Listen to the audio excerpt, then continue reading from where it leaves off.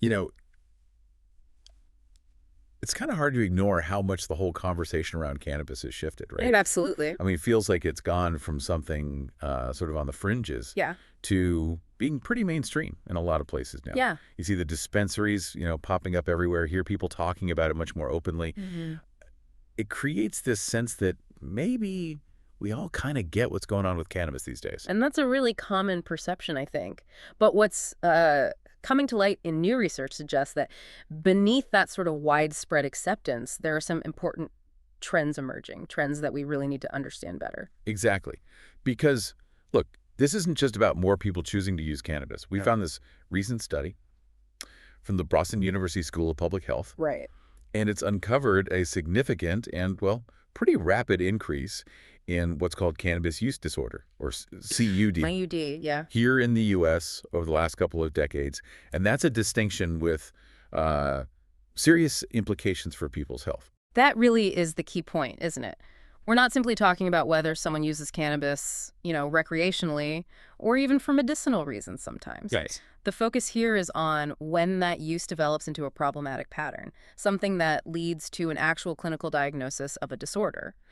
And that can have real, tangible, negative health consequences. And what really jumped out at me reading this report, it was published in the Journal of Addiction Medicine, were the specific groups seeing the biggest jumps in CUD. Okay. We're talking about adults age 65 and older, and also individuals living with HIV. Now, Mhm. when you think about rising rates of cannabis-related problems, those might not be the first populations that immediately spring to mind for most people. Precisely. And that's why these findings are so important. They kind of challenge some of our assumptions about who is most affected. And they really underscore the need to broaden our understanding, beyond the demographics we usually talk about. So for this deep dive, our goal is, well, to really unpack this Boston University study. We want to look closely at the data, maybe explore some of the potential reasons driving these increases, Mm, and think about what the bigger picture implications might be, as we all navigate this changing landscape around cannabis. sounds good. Yeah. So let's maybe start with the big picture, get an overview of how these CUD diagnoses have shifted across the country overall. Okay, yeah, let's unpack that. So the study tracked CUD diagnoses from 2000 right up to 2022, Right. Quite a long period. and they found a clear upward trend. Now, for people living with HIV, those diagnoses went up from 3.4% to 5.7%. Okay. An increase there. And for those without HIV, the increase was from 3% up to 4.4%. So increases in both groups. What's really noteworthy there, though, is the scale of these numbers by the endpoint, by 2022. How so? Well, by that time, a really considerable proportion of both groups had at least one CUD diagnosis somewhere in their record. We're talking 20%, 1 in 5 of people living with HIV, Yeah. and 18% of people without HIV. That's a substantial chunk of the population. And the study actually points out, this gives you some perspective, that this represents basically a doubling of the estimated lifetime prevalence of CUD among veterans nationwide. That really puts it into context, doesn't it? It highlights that this is, well, a growing public health concern affecting a really significant number of individuals. Definitely. But let's maybe pivot now to that demographic. The study identified as seeing the most rapid increase. Right, the older adults, and this is where the data gets particularly striking, Hmm. adults age 65 and older. Mm-hmm. Okay, so for older adults who are also living with HIV, CUD diagnoses went up from 0.9% to 4%. Okay, a noticeable jump. But the increase for older adults without HIV in that age group is, well, even more dramatic. It climbed from just 0.03%. Wow, almost nothing. Exactly. Basically near zero starting point, all the way up to 3.2%. That jump feels huge because of where it started.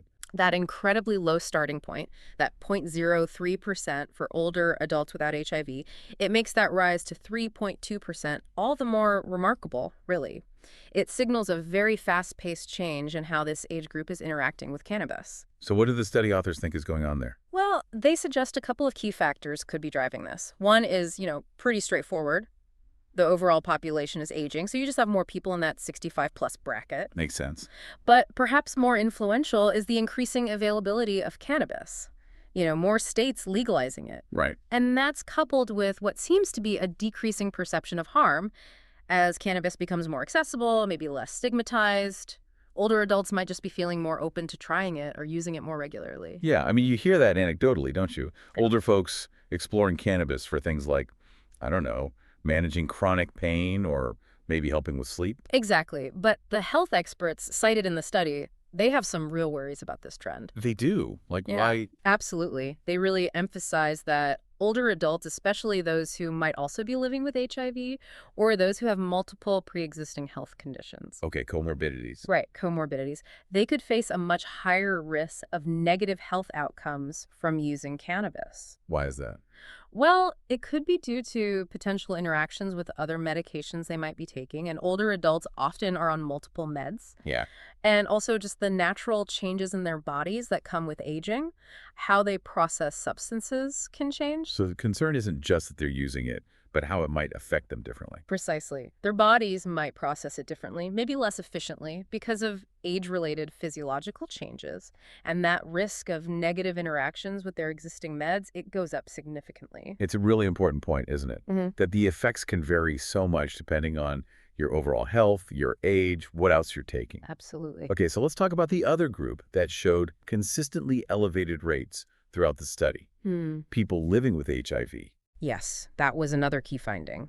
Higher rates of CUD diagnoses in this population across the whole study period from 2000 to 2022. And does the study offer reasons why that might be? It does offer some insights. Hmm.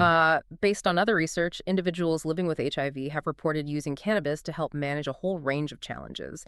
Things like symptoms directly related to HIV itself, or sometimes side effects from their antiretroviral therapies, the medications used to manage HIV, Okay. and also things like chronic pain and even sometimes for mood regulation. So it sounds like for some, it might be seen, rightly or wrongly, as a way to cope with some really difficult health issues and treatment side effects. That seems plausible, yes. It highlights the complexity. People might perceive benefits for managing these tough issues. Yeah. But again, that concern about potential negative health effects remains, particularly those interactions with their essential HIV medications, Yeah. and also the impact when other health conditions, those comorbidities, are present. That remains a significant worry for this population, too. It really feels like we're seeing this recurring theme, doesn't it? Potential reasons or perceived benefits for increased use in specific groups, Mm-hmm. but also these significant concerns about the potential downsides, especially when use tips over into becoming disordered. Yeah, exactly. Now, the study do try to give some broader perspective, right? By comparing CUD prevalence to other substance use disorders. Yes, and that's helpful context. If we connect this to the bigger picture, it's important to remember that, at least during the study period up to 2022, CUD was less prevalent overall than, say, alcohol use disorder that affects nearly 29 million adults, Okay. and also less prevalent than tobacco use disorder, which affects around 24 million adults. So, okay, while the increases in CUD are definitely concerning, it's not currently as widespread statistically as issues with alcohol or tobacco? That's correct, based on this data. However, the study authors really emphasize that the unique characteristics of cannabis itself and how it's used today create their own distinct challenges. What makes it such a unique challenge, in their view? Well, several factors contribute. One is just the sheer variety of cannabis products that are out there now. Yeah, it's incredible. We're talking about huge differences in potency, the levels of THC and CBD, and so many different ways to consume it now. Vaping, edibles, tinctures, topicals, besides traditional smoking. Right. And this is all happening within a rapidly expanding and still evolving retail market. It almost feels like consumers are navigating this really complex landscape, maybe without a clear map sometimes. Precisely. And adding to that, from a clinical understanding point of view, it's actually still not entirely clear whether CUD primarily develops just from the frequency or amount of use, or from the direct negative effects of cannabis itself, or maybe more likely some combination of both. Plus, effective and widely available treatments specifically for CUD are still an area where, honestly, more research and development is needed. Yeah. The study also really hammered home this idea of incredible amount of heterogeneity in cannabis products. That phrase really stuck with me. It's a key point. What's fascinating, and maybe a bit concerning, is how little consistent information or even understanding there often is among people buying these products. Like what specifically? Well, the amount of THC, the main psychoactive component, and CBD, which is non-psychoactive but has other effects, can vary hugely between products.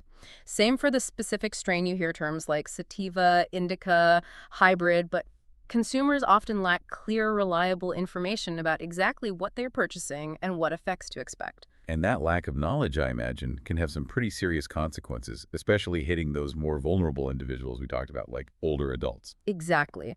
The study gives this sort of illustrative example. An older adult, maybe trying cannabis for the first time in years or ever, Hmm. they use a high-potency cannabis product, perhaps unaware of its strength, and then experience something like a fall. Oh, right.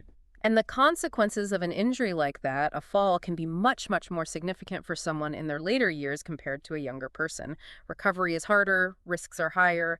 You can almost picture someone turning to cannabis, hoping for, say, pain relief, but being completely unaware of these potential risks tied to potency or type. Precisely. It really underscores the need for better consumer education, clearer product labeling, maybe more guidance, even where cannabis is legal. And then layered on top of all that is the fact that the effects of cannabis itself can be so different from person to person, regardless of the product. Absolutely. The adverse effects, the negative side effects, they aren't the same for everyone, which just makes it more complicated to fully grasp the overall balance of potential benefits versus risks. Yeah, the study illustrated this really well with some contrasting examples, didn't it? It did. It mentioned how cannabis can be genuinely helpful for some things, like managing nausea or stimulating appetite. Right, like in contexts such as HIV care or cancer treatment. Exactly. But then on the flip side, it can also contribute to something called cannabis hyperemesis syndrome.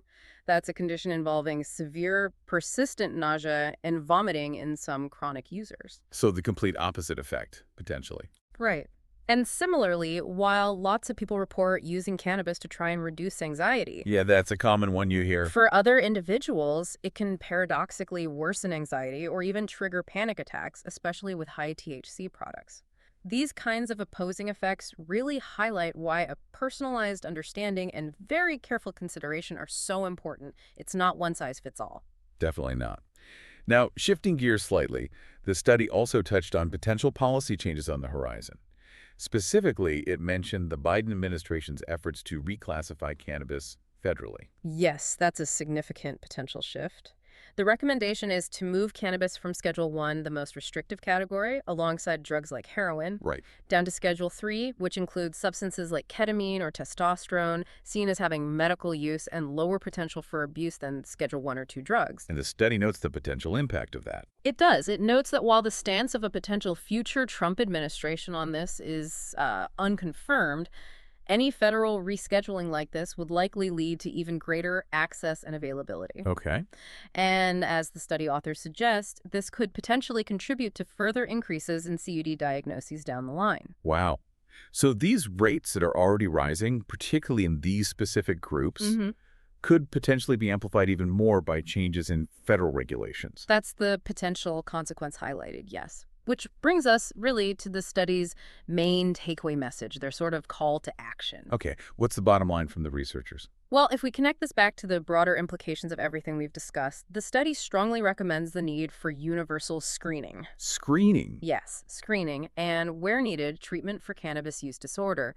As we observe these increases, especially within older adults and people living with HIV, it becomes really vital, they argue, to have systems in place to identify people who might be developing problematic patterns of use and offer them support. That makes sense. And they also emphasize the need for more research, I recall. Oh, absolutely. Critically important.